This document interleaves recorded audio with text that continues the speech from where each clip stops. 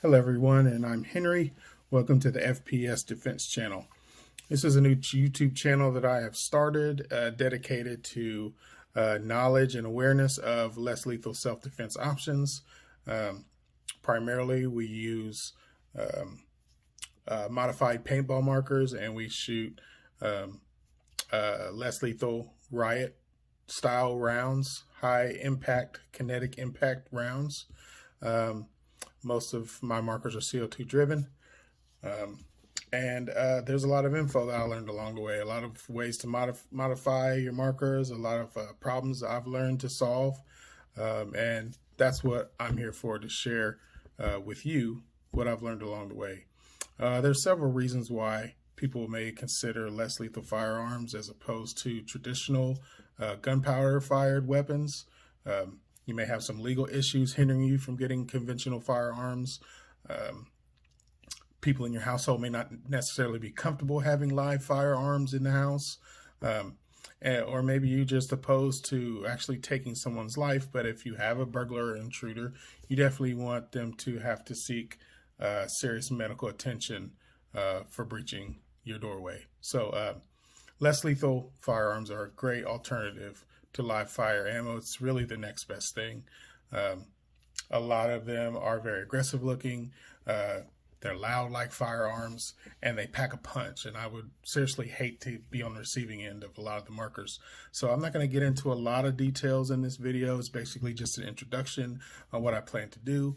I'll show you my lineup. Currently my FSC pistol I sent it back to First Strike, who has excellent customer service, by the way, to have them look at some issues I was having with it. But let me show you the boys. So first up, I have my Tiberius T8.1.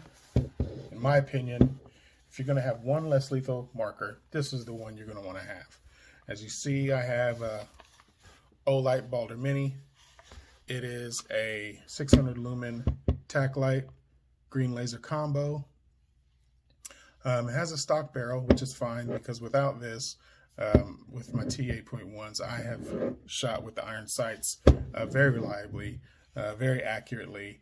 They shoot very well. They're very reliable, hardly prone to jams, very easy to tear down.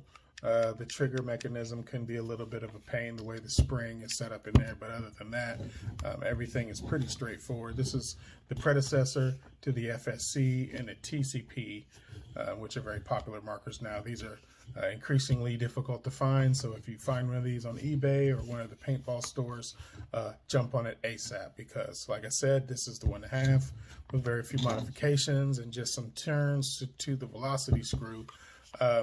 You can get, I've gotten 44 joules out of this guy right here.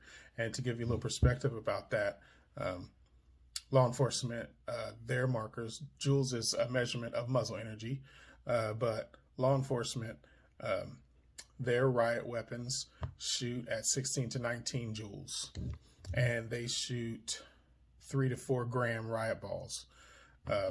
With this, I shoot either 7.8 gram Grimberg HB68 shape projectiles, which is my preferred ammo for my T8.1s, or 8 gram jewel rounds, which are also an amazing round ball kinetic energy round for less lethal self-defense. Grimberg is the premier company for ammunition, in my opinion. If anyone else has some options that they'd like me to test out and chrono and do some impact and some destruction testing, I'm happy to do so. But if I was to have one, if I had to get rid of all of them except for one, I would keep the T8.1, that's for sure. I have another T8.1, First Strike T8.1, a little bit newer, and a little more modified, as you can see. Put an aluminum compensator, aluminum foregrip with a green laser, tack light combo. I think it's a must for home defense, quick target acquisition, and if it's dark, you can turn the light on and see what you're aiming at. Of course, as you see on this one, I have a red dot, green dot sight, which is very nice, JB welded. a rail on top and put a 3/8 or a 3/4 inch riser on here to mount my sight. As you can see, I have a slightly longer barrel, which increasing your barrel length is one of the best ways to get increased FPS, along with adjustment of your velocity screw and getting a larger air charge into your marker, whether it be through multiple CO2 canisters or with HPA tank. All my markers currently run off of 12 gram CO2s. Both of my T8.1s run it straight through the mag. So it has a single 12 gram CO2 per 8 shots. And I've got the velocity adjusted to where I have maximum power across all 8 shots. Of course, as I said, you can get 44 joules out of these things, but I'm sticking around 35 to 32 joules because by the 8th shot, I still have about 27 joules, which is more than double what just close to double what law enforcement shoots with a heavier round. So definitely effective all the way through the entire mag. Once that's done, slap in a new mag, which slaps in a new CO2. So that's the way to go for me. And as I said, my FSC pistol, which is basically just pistol form, simple laser light combo on there. I actually upgraded the barrel to a slightly longer 5.12 inch Lapco barrel. I shoot joules out of it, but it's off to the shop getting some service. So the crown jewel of my collection, FSC rifle. As you see, this is a FSC pistol here with an ASA adapter from First Strike. I've got 2 times 12 gram adapters, so there's 2 12 gram canisters in this adapter, and got a buttstock that attaches right there, adjustable. Got a guide rail that I bonded to the bottom of that. Got the FSC top mount adjustment with the 1-inch riser, tactical red dot, green dot, some Picatinny rail mounted CO2 holders, First Strike foregrip with pressure sensor for the tack light, and a green dot. The reason you'll see all of my markers have green dot sights, oh, and of course 15 gram magazine, or 15 round magazine rather.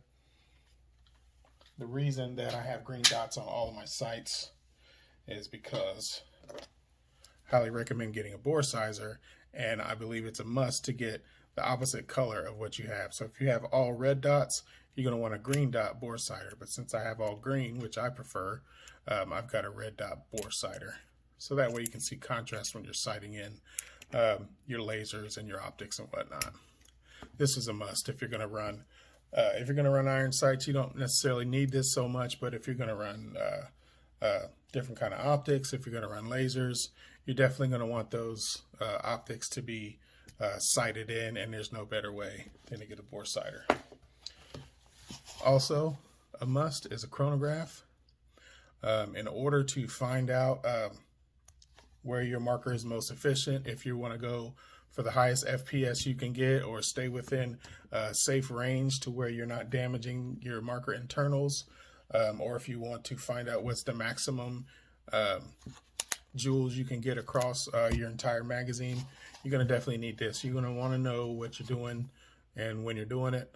There's a lot of information about how many turns from max you can set your velocity screw to, which is a good baseline if you don't have one of these, but you just, who knows if 3 turns from max on this one is the same as 3 turns from max on this one. You know, there's too many factors, so better to get yourself chrono and to know for sure. So that's my personal lineup. There's a lot of other great markers. There's the Vulcan or the M4 or the M17 marker. Some people use T15s, which require slightly more modifications to get higher FPSs. My First Strike markers, I chose them because of reliability, consistency, and the fact that you just basically have to beef up the heat core O-ring, not necessarily to achieve power, but most of the stress goes on the your heat core, which houses your firing bolt, which you need a stouter O-ring for that. These come from Grimberg as well. Very inexpensive. I think a 3-pack is $10. You put that in there once and you'll never have to change it again. And then you just crank up your velocity screw, and then you're good to go. You know, with additional CO2 or HPA tanks or longer barrels, and you're in there. You know, you're shooting at well over 30 joules consistently without a problem. Yeah, so I've got a ton of videos planned, from product demonstration, FPS testing with my chronograph, you know, of different barrels, of different ammunition, some penetration tests, some upgrade tutorials, do some strip down, you know, as I go through and do more modifications to my markers.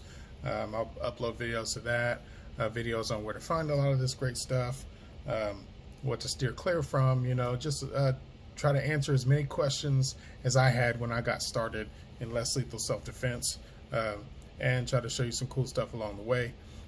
So feel free to comment if there's any subject that you would love to see a video on, or if you have any questions, I'll do my best to answer them. And I've got some older videos I'll upload too. They're a little rough, but there's some good info, some good test shooting videos, and some malfunctions that I've run into with various markers. So yeah, feel free to like and subscribe. Stay safe, and we'll see you in the next video.